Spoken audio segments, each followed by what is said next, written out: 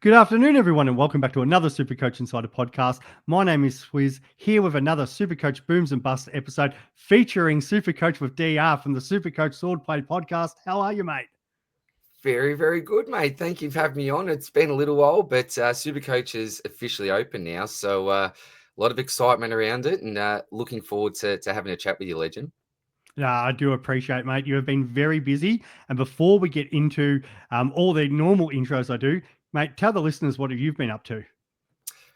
Oh, look, been pretty busy, and you've been a big part of this as well. We've put together, mate, what we think will be hopefully one of the best preseason, in-season resources that you can get with the Supercoach Swordplay pre-season and in-season guide. So plenty of content creators have got around it. We're in a really good group chat, and I think basically everyone in there has contributed. So all the big content creators, I was actually reading your article that you'd penned earlier today, mate. That is absolutely elite.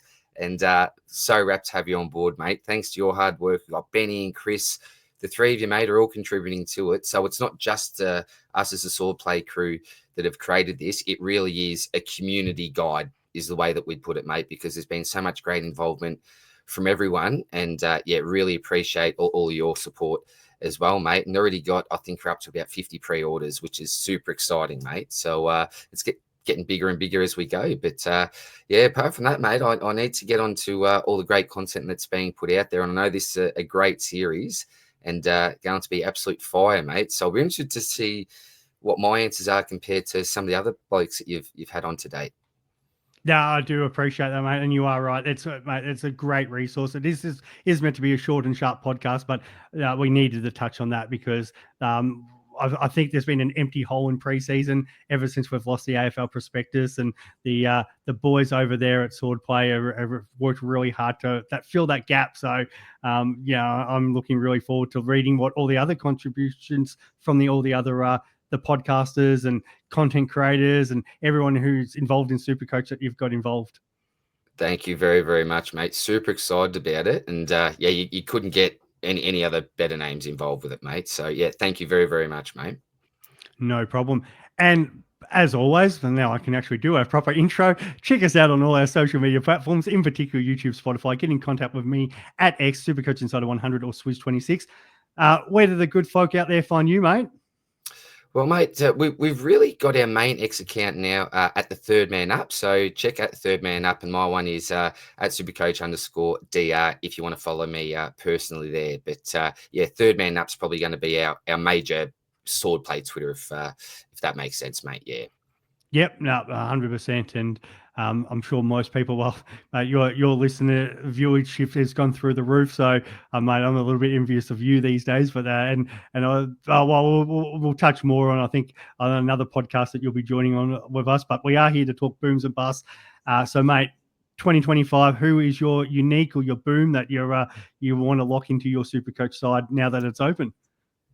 This is a very risky one, Swizz, and he's really only come into consideration probably in the last 3 to 4 days. So a lot of water to go under the bridge with this pick, a lot of research to do.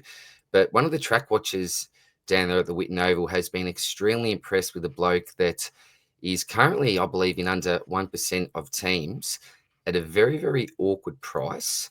And it's Eddie Richards from the Dogs. Now, he's not one of those big names that you associate with the Dogs. You got your Bonds, your Treloars, some absolute superstars of the game there. But I think this bloke has absolutely flown under the radar for a lot of reasons. As I said, he's not a big name. We haven't seen great history from him before. But if we take a look at some of his matches back to last year, when he really got that opportunity, I think that he really started to thrive. I don't think he's going to be someone that cops a lot of attention in that midfield. I think he may be able to let loose a little bit there. And that's something that we've also been looking at when selecting our premiums this season. Who's really likely to be the number one tag target from that side?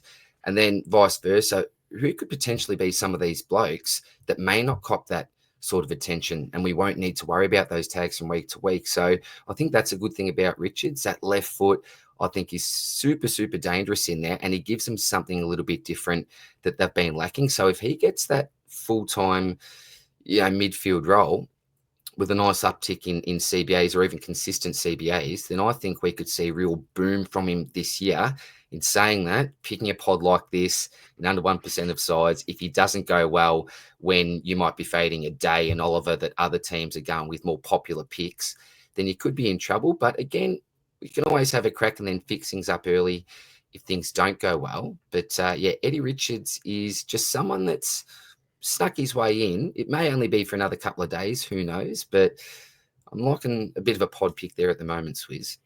Mate, I like that. And I did do my pod with Gary from the Official Wolf, and he was talking up Richards. I did have him named on the wing, and he was very quickly to correct me and said, no, we'll be finding Richards in the guts. I did add to him that, well, he did say like it'd be more likely Libba start off the bench.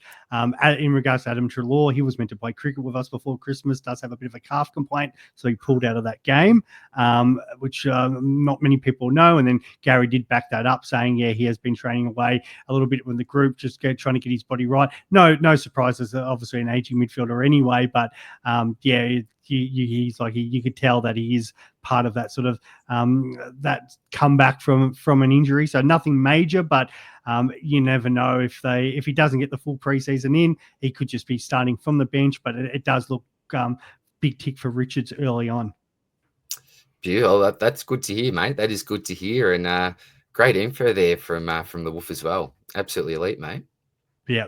And in regards to the other side of things, the part we really love is that, mate, who's not getting the job done in 2025? Who's your bust? This could be a bit controversial, and I don't necessarily think that he's going to be a huge bust. But the way that I'm looking at this anti-pod selection is that I think there's lots of other blokes that can go close to doing the job that he can do that present much better value. I definitely want him in my side, hopefully if things go well at some stage. But at this stage, it's JHF for me. And I know he's a really popular pick and one of the only real premiums that people are considering in their forward line. But I know they're in different positions. But just as an example, someone like James Peatling, who I'm a big fan of, and again, a lot of water to go under the bridge. But if I think to myself, what could potentially be the difference in average from someone like a Peatling to a Horn Francis? Within the first 6-7 rounds, could we see Peatling within 50K of someone like a Horn Francis? I don't think at his price he's going to do anything that's going to absolutely kill you or destroy you. And look at the other forward options we've got from your Daniels and McRae's, the Philippus, whoever you're interested in, whoever floats your boat there. I just don't think there's necessarily a need to go with someone at his price in the forward line. Even someone like Isaac Rankin, who I know there's been a lot of positive reports coming out of Adelaide. He's been training basically full-time mid in some of these match sims. So you could go him as a bit of a point of difference. I'm not saying that JHF is a bad pick by any stretch of the imagination, and he has been in and out of my side. But at this stage, he's probably a really highly owned player that I'm willing to anti-pod. Could go wrong, could go right, but I don't think he's going to kill me early on. No, mate, I like that. I think a few people were saying kind of getting him because he's probably going to be the F1 this year, but you're probably paying for what you're getting. And it's just because the forward options aren't that great. You never know, your Bailey Smiths or whatever could pop up and still be F1. But I think Horn Francis is probably going to get enough CBAs in that Port Adelaide midfield that he could probably average 105. But 5 points on top of that starting price, it's not a big jump that if you didn't start him, you could easily correct at some point.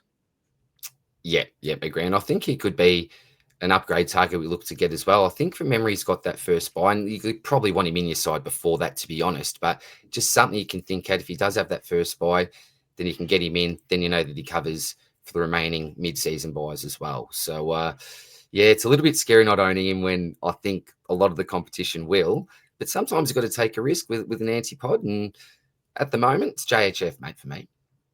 No, I love that, mate. So beautiful. Ed Richards for the boom, JHF for the bust, and that's why we get you on, mate. I do appreciate it. These are short and sharp, so thank you so much, mate, and continue to check out our Booms and Busts episode. Thanks, DR. Thanks, community. Bye. Cheers, guys.